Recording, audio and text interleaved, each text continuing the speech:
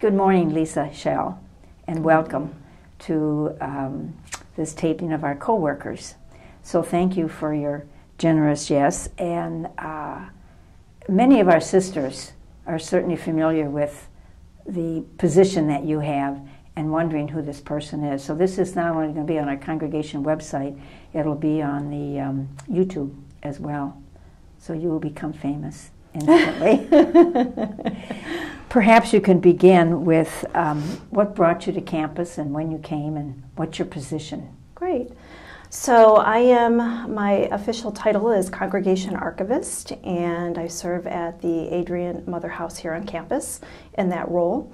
And I first saw the position on Indeed, which is how I first found out about the role. Okay. And I applied, and within a few days I got a call. So that all happened last April, so I've been here about 10 months. And my role is I basically am taking on an extended role from Sister Beverly Babola. She's been serving in this capacity for the past 6 years, and she and I collaborate and have continued on the mission of the archive. So primarily what we're doing is I'm preserving the physical collection. We are making that collection accessible, as well as digitizing, curating it, and processing it. We just recently expanded our volunteer program so that we can more quickly do that. And also we just brought on an intern from Siena Heights University to help us digitize the collection. That's wonderful. We do have a few Siena Heights students helping in various offices here on campus. Yeah. What a great use of their talents. Yeah. So that's what I do here. And another big piece of my role is to engage in outreach programs. So you mentioned Siena Heights students. I'm actually working very closely with the marketing department and providing them with material for their 100th anniversary celebration coming up. So we digitized a scrapbook and made available a lot of our audio-visual and photographic collections to them in order to prepare their programs. That's wonderful. And in the process, you're learning more about the campus and the other side and of the history, campus. yes. The history, yes, wonderful. Which is the benefit of digging into the archives. And research, that is probably 80% of what I do in addition to processing and curating the collection. We're fielding research requests daily, weekly. We receive probably on average of 10 to 20 a week. And we also support managing the legacy of sister stories. So similarly to what you're doing here with the interviews, with the documentations and the photographs, we're preparing visual presentations for sisters who are being asked to provide ministry reports or stories for reunion purposes and or for publications and or for their photo board for their memorial service. Wow. So the research is a very interesting aspect of this position. And it's one I spent a lot of time doing, And looking at pictures, or is that Beverly's job?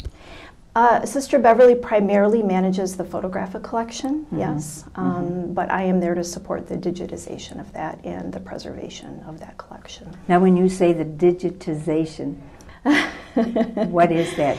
So what that entails is scanning the content to specific technical specifications to make sure that it's preserved in a digital format so we can access it later on and more quickly, and then attaching what we call metadata around that so that we can just more easily search for it and find it and then be able to retrieve it later on. Well, you're a true gift to the position, expanding on it. And you live here in Adrian? I do not. I live in the Pinckney area, just north of Chelsea. So I have a little bit of a commute, but it was no different than what I was doing before. So I listen to a lot of podcasts. Very good, very good. And what is it, since you've been here on campus, regarding the spirit, or what is it that is good for you? Well, when I came to apply for the position, I stepped on campus and I knew immediately that I wanted to be here. I felt right at home. I felt the sacredness of this place. And I also very much have always been interested in women's stories. And so it was a perfect fit. I described that experience, that initial impression as love at first sight. It truly was. It was wonderful meeting the sisters and understanding what they're trying to achieve here. Social justice issues, women's stories and archiving, and it's just the perfect combination of passion and interest that I already possess. What was it that got you interested in being an archivist? So that's been more of a recent interest of mine, but certainly not one that did not come from a place of, from my family, I guess is probably the best way to describe it. I come from a family of storytellers. And initially I was a high school history teacher for many years, and I dabbled in and out of museums. I actually worked at the MSU archive when I was getting my first master's.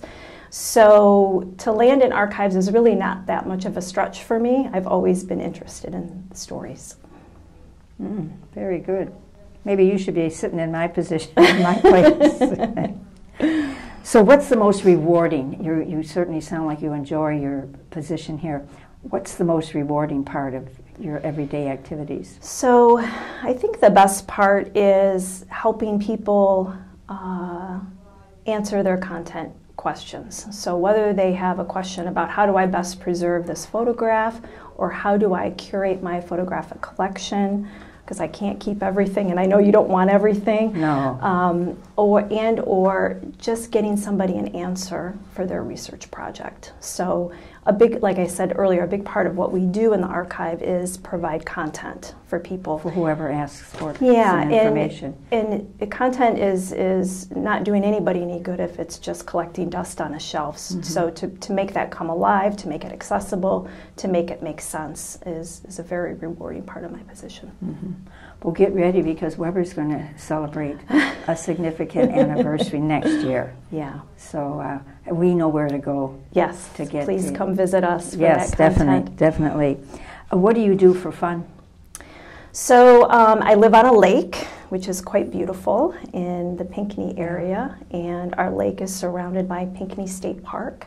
So I'm very lucky. We live in what I call paradise. So the lake is my front yard and the trails are in my backyard. So, we have the best of all that Michigan can offer. And I live there with my domestic partner, Ed, and our 2 Labradoodles. So we spend a lot of time on the lake and hiking the trails. Very good. And I notice you and Angie are very good with your exercise when it's not freezing outside. Yes, yeah, she's become my exercise walking partner on campus. Yeah. That's wonderful. Anything else you'd like to share with us? I guess for me, being here has been, in addition to being rewarding, I would just like to add that to be able to be a partner in mission in a community of women doing social justice work has been a great opportunity, and I'm so appreciative to be here. Did you know anything about the Adrian Dominicans? I did not. Did you know anything about sisters? I was raised Catholic, okay. So I was not unfamiliar with the community, but I did not know specifically about Adrian Sisters. Well, you certainly have delved into it deeply, quickly and deeply. Yeah, it's been a great journey so far. Oh, that's good.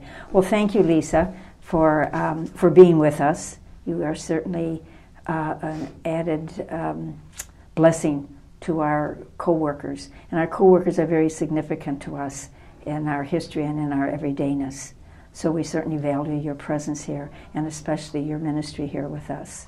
So don't forget how significant you are, and may you be blessed in all that you are doing and that you are about.